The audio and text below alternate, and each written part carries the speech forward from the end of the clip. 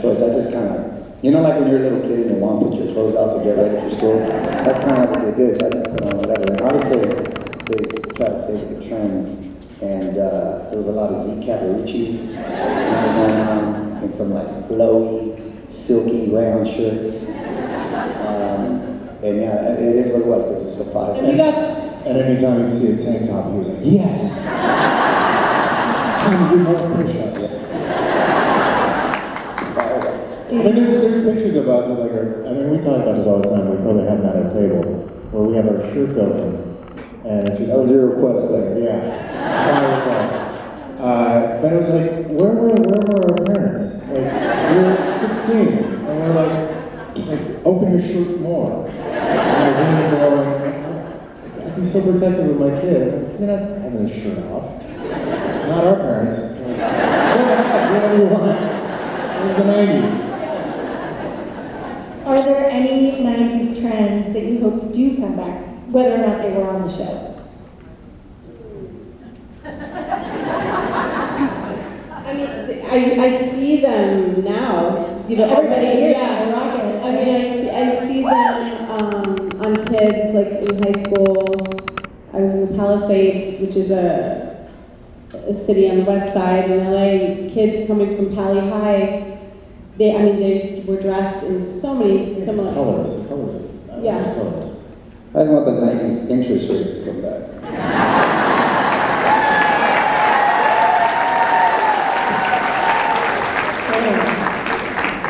Mario, what's the craziest thing you've been asked to sign over the years? And we'll eliminate body parts. I was just going to say body parts. Panties, I guess? Are they still on, or are they... Both. I had a good one later. This is recent. I had to sign someone's, no, today. I had to sign someone's arm, and then they came back and they tattooed it. Yeah. I was like, oh my god, this isn't even my best signature. Like, I can't even do this. I didn't, oh man. God knows. How about you, Elizabeth? I can't think of anything too wild. Maybe, yeah, no. Never mind. Yeah. Well, I'm curious to hear from you guys, how much do you remember about things like the first time you heard certain songs from the 90s? So, do you remember the first time you heard Smells Like Teen Spirit? Yeah, of course. Nirvana. Yeah, that was like high school, and that whole Nirvana, Pearl Jam era. I love music, so usually when I hear a particular song, it will take me back to that instant time. Like when you smell something, you hear a certain song. So I remember vividly when I heard that, but I was in high school. Got to see them in concert too. They were awesome. They performed with Pearl Jam. They were awesome. Do you guys remember that one? Or no? Yeah, no, I was never a fan of 80s hair bands. I mean, I respected, I even thought Van Halen was kind of a little too light for me. I liked more Metallica, things like that. And when Nirvana came out, that was more my style too. It was like grunge. It was, it was like it was an anti-hair band. And they were just that sound was ridiculous. Soundgarden, them, and then you just like crazy stuff over house. That was the 90s for me. How about you, Elizabeth? What music kind of defined the 90s for you? I mean, Pointer Sisters. I'm so excited. I mean, what else? That was 80s, right? I can't help. It's what'd you say? That was 80s technically, but it's Was it? Well, but it was. I think it was my 90s because when we did that episode, it's like I can't help but have people sing it to me all the time. 90s with the music, it started off with the grunge era, early 90s, and then R&B got hot. That's the best era of R&B, the 90s. And then boy bands became a thing. And then country really took off. So it was a roller coaster era as far as Garth Brooks was the best-selling artist of the 90s. I only know all this because of my radio show, but it really did have like a roller coaster of highs and lows for different genres.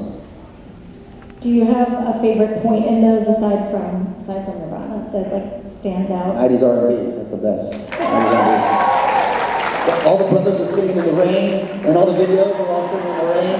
We need to start singing in the rain again, because that's when music is popping.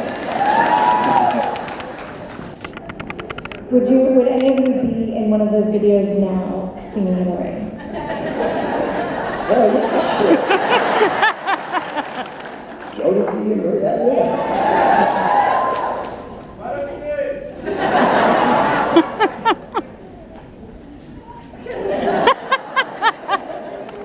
Do you remember the first time you saw The Real World, which is obviously a 90s show that really changed television?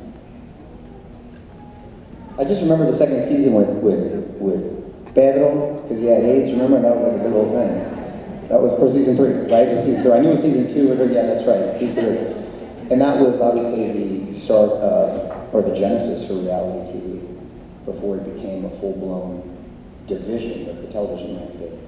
That was pioneer programming back then. And now some of you have done various reality TV shows, whether it's hosting or competing. What's fun about doing that now that we're in this era of reality TV being such a big piece of the television puzzle? Well, I mean, I got into hosting when I was young. I like hosting because I like, whether it's my radio show or my TV show, or just having people over at my house for game night or having a bocce tournament. I think you genuinely have to be inquisitive, you genuinely have to like people, and at the end of the day, your job is just to kind of make sure everyone's having a good time, keep it moving. It's not about you, it's about them, and you just kind of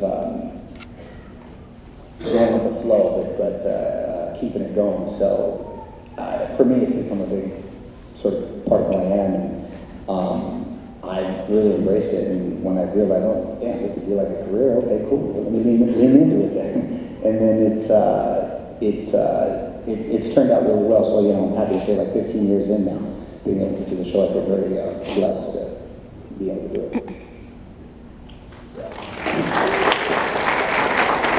Elizabeth, how about you? I loved your dance show, and I was really bummed it didn't get a second season.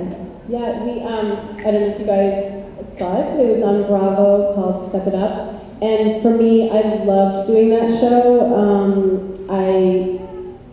I've been a dancer my whole life. It's like oxygen for me, dance. It's since I was 4, 17 lessons a week. And so to be hosting a show with these incredible dancers who devoted their lives in a similar way as I have, it was beautiful. The only thing that was really hard, I did not want to judge. I don't like to hurt people's feelings, and that killed me.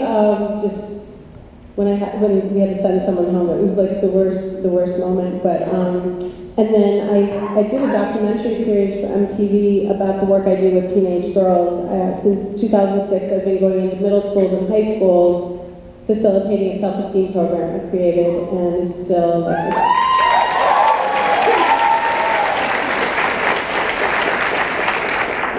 It's just, yeah, that's my heart and soul mission, but and then Dancing with the Stars, like I've done a few things where you get to just really, you know, in those cases, you get to just be yourself, though there's a structure, and that was different because I had never been filmed during my creative process. Like, as actors, it's kind of like a private thing you do on set, and then we show you the finished product. During Dancing with the Stars, it was a bit strange. I had to get used to people filming and asking questions because I'm just so used to like rehearsal, whether it's Broadway or whatever I've done. It's such a private, insular experience you have with your castmates.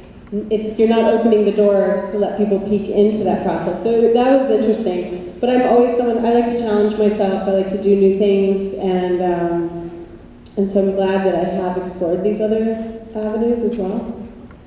Well, I want to quickly stay on the Ask Elizabeth stuff, because it really is remarkable the work you've been doing.